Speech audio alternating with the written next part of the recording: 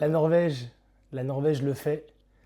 La Norvège se qualifie pour les quarts de finale et vient de sortir le Brésil, le grand Brésil, l'immense Brésil aux 5 Coupes du Monde, le Brésil d'Ancelotti, le Brésil de Neymar. On va revenir sur ce joueur que vous connaissez sans doute, qui ne se met pas dans les meilleures conditions ce soir, qui humilie un peu son pays. Bon, la Norvège fait un grand match, hein, mais bon, c'est pas non plus une humiliation, mais quand même, il y a des choses à dire, ça fait bizarre, ça fait bizarre. La Norvège le fait, la Norvège le fait. Jusqu'où peuvent-ils aller, nos amis norvégiens? Où est-ce que Haaland veut finir cette Coupe du Monde? Est-ce qu'il veut pas la finir sur le toit du monde avec le trophée dans la main? Je sais pas. Je sais pas de quoi ils sont capables. Quel match des Norvégiens, quel match du gardien norvégien, quel match tactiquement des Norvégiens. La rentrée, les changements de cet entraîneur dont le nom m'échappe. Mais bon, un gros chauve apparemment qui a failli perdre la vie, qui désormais n'a plus rien à perdre et a fait vraiment un coaching exceptionnel et il a amené son équipe vers la victoire avec des changements hyper pertinents, avec Cheldrup, avec Oscar Bob, qui sont rentrés, qui ont complètement inversé la tendance en seconde partie de ce match. Haaland, quel joueur! Est-ce qu'on peut parler d'Haaland? Est-ce qu'on peut parler d'Erling Haaland? Mais putain, j'aimerais tellement être pote avec ce mec, il a l'air tellement drôle, il a à peu près notre âge. Je crois que c'est un 2000 ou un 2001. Il est tellement drôle, il a l'air tellement simple, le mec est sur le toit du monde.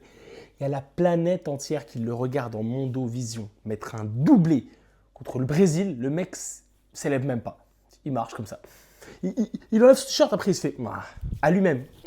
Non, je vais pas l'enlever. Je vais pas l'enlever pour prendre carton jaune, c'est dommage. Quel joueur. Qu'est-ce qu'on vient de vivre. Qu'est-ce qu'on vient de vivre. Cette Coupe du Monde est folle. Premier très gros, premier favori qui se fait éliminer. Peut-être un deuxième avec l'Angleterre qui joue sa place en quart juste après. Bon, moi, j'allais me coucher.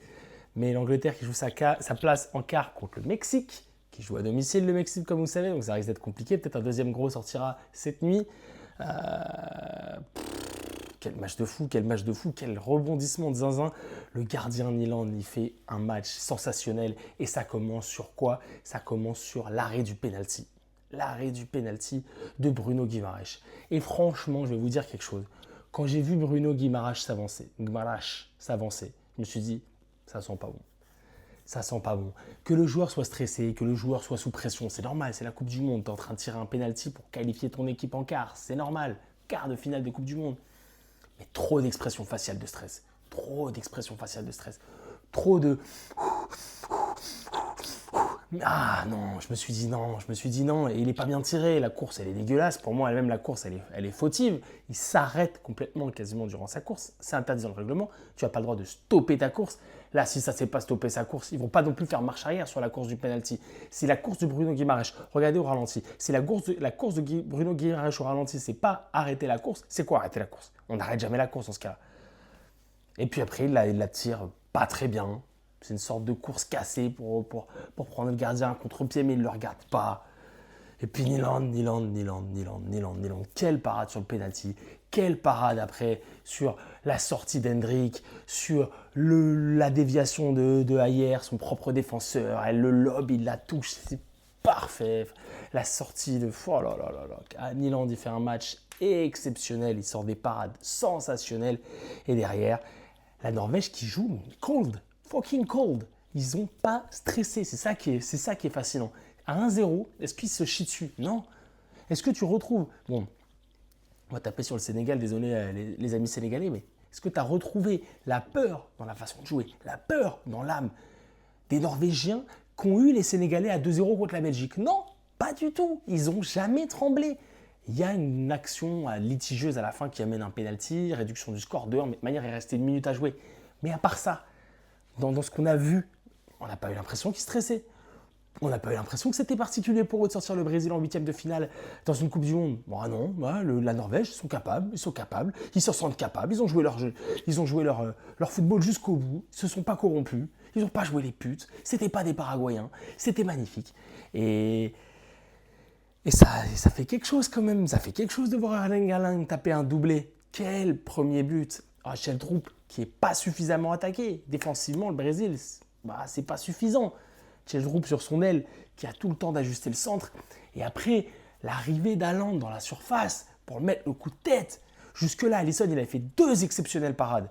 Hein, Alisson, le gardien du meilleur club du monde. 2 exceptionnelles parades. Mais là, elle n'est pas sortable. Elle n'est pas sortable. Pourquoi? Est-ce que tu as un buffle norvégien qui arrive, mais comme un monstre. J'essaie de regarder la taille d'Haaland sur la tablette. Il doit faire 1m93. Il met un coup de physique à Gabriel. Gabriel, il prend pas l'élan. Gabriel, il l'attaque pas la balle autant qu'Haaland. Mais Gabriel, il saute. Gabriel, il est à l'épaule. Il met le coude. Non. Haaland, il a décidé que c'était son coup de tête. Il dégage Gabriel et il met un coup de tête de fusil. Coup de tête de fusil sur la ligne. Alisson ne peut rien faire. 1-0. Défense apathique au nord de la surface. Kjeldrup a le temps de centrer. Coup de tête de fusil d'Haaland. La Norvège prend les devants. La Norvège prend les devants, mais je sais pas, c'est quoi? C'est à la 70e. Truc comme ça. Franchement, à la 79e, il restait que 10 minutes. Et derrière, t'as pas la sensation que le Brésil peut renverser la vapeur. T'as pas cette sensation-là que la Norvège titube, que la Norvège est trop haute pour son niveau. T'as pas cette sensation-là de vol. Tu te dis, bah ouais, en fait, le match, il est normal, il va se terminer comme ça. Et puis, ils ont des occasions des deux côtés. Une énorme parade de Nyland sur, encore une fois, Ajer, qui met un ballon en cloche, totalement clochette, qui va lober son gardien. Et il la sort, il la met sur le poteau. La parade, elle est fantastique. Et derrière, quelques situations pour les Norvégiens. Et tu te dis, ils ne les jouent pas. Ils ne les jouent pas. Il y a une possibilité de contre-attaque. Est-ce qu'ils se déséquilibrent? Est-ce qu'ils finissent l'attaque en 2 contre 4? Est-ce qu'ils perdent le ballon? Non, tranquille, gestion, contre-attaque. Si c'est pas jouable pour la Norvège, ils s'arrêtent de la jouer, ils font tourner le ballon, ils repassent en défense, ils attendent que le Brésil sorte, jusqu'au moment où Haaland se retrouve à l'entrée de la surface. Il n'est pas pressé. Il a le temps de contrôler du gauche, pied fort, contrôler du gauche, la pousser un peu pour s'ouvrir un peu l'espace et mettre un pétard. Il a le temps de faire ces 3 choses. Non mais vous êtes malade. Erling Haaland, à l'entrée de la surface, tu le laisses contrôler dès qu'elle est la balle frappée, mais ça va pas. Eh ben ouais, ok, elle passe entre les jambes du défenseur. Oh, malheureux. Ouais, mais c'est ça le football. Fallait sortir plus vite dessus. Fallait l'agresser. Fallait le déranger. Fallait être au contact, à la culotte. Et derrière, la frappe, elle est inarrêtable, mais elle est sensationnelle. Le deuxième but à Haaland, il est méchant. La célébration, elle est cool as fuck. Mais qui bouge pas, il marche, grand sourire, tête de babouin, là. Comme ça, là, il sourit, il hésite. Aïe, aïe, aïe, aïe, aïe, aïe, aïe. Ah là là, et derrière, une fin de match un peu calamiteuse. Il y a un pénalty qui est concédé par les Norvégiens, un coup de coude du défenseur sur la tête de Casemiro. Bon, Casemiro qui s'en gêne pas pour simuler, enfin en rajouter à mort pour avoir le pénalty. Je ne supporte pas ce joueur de toute manière, donc je ne suis pas très objectif. Et derrière, s'ensuit un échange totalement lunaire. Je ne sais pas si vous avez vu la fin du match. Neymar et le gardien qui s'insultent, qui se provoquent. Il y a 2-0 Neymar. Même si tu mets ton pénalty, vous êtes éliminé Neymar. Alors je t'adore Neymar. Mais malheureusement, cette scène, elle est un peu caricaturale. Elle fait de la peine.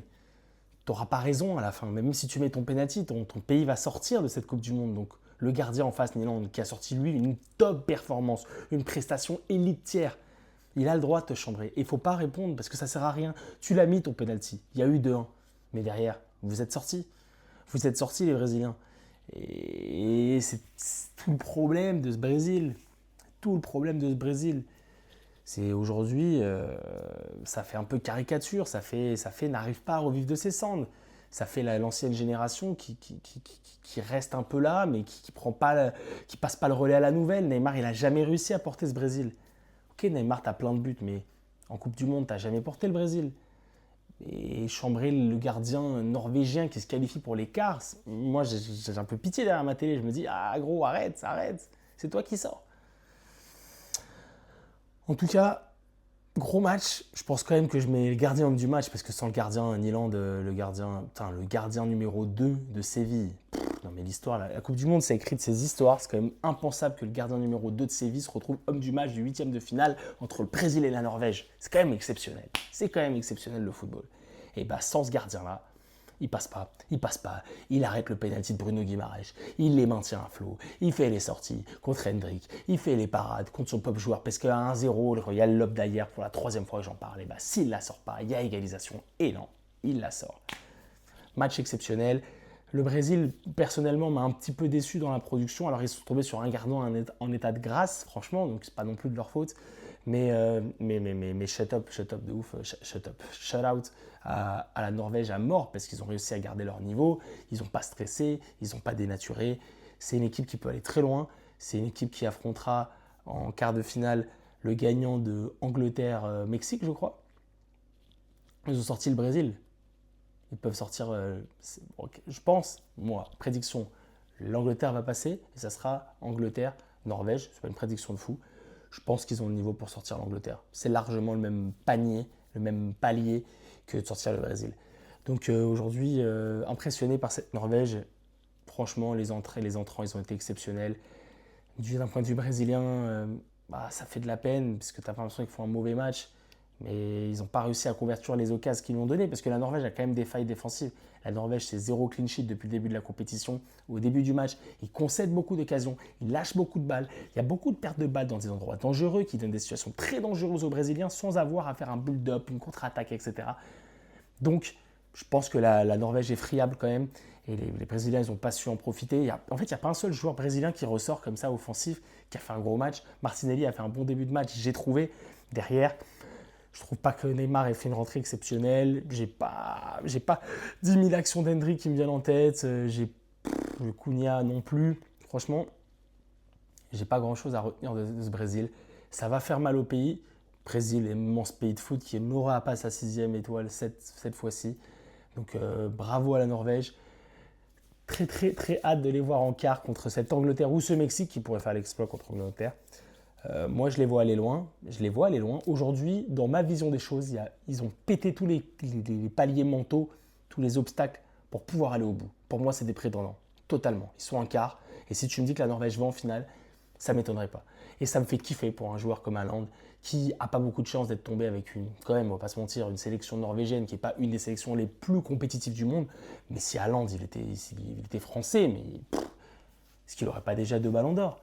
Est-ce que grâce à lui, on n'aurait pas déjà gagné 1 euro ou une Coupe du Monde de plus? Ça fait plaisir de le voir kiffer avec la Norvège. C'est un pays qui vibre, qui sent le foot, franchement, de plus en plus. Ça se voit que sur les compétitions, ça monte en puissance. Leur projet de jeu, il est sympathique. L'équipe, elle est bien construite. C'est un beau groupe. Franchement, ça m'a régalé. Ça m'a régalé. Triste pour le Brésil, forcément, mais c'est la Coupe du Monde, c'est le football. Hâte de voir la suite de cette équipe. Voilà, on se retrouve très vite. N'oubliez pas à lâcher un petit mot, un petit commentaire, un petit pouce, à s'abonner. Il y a la suite qui arrive. Et puis, ciao les potes.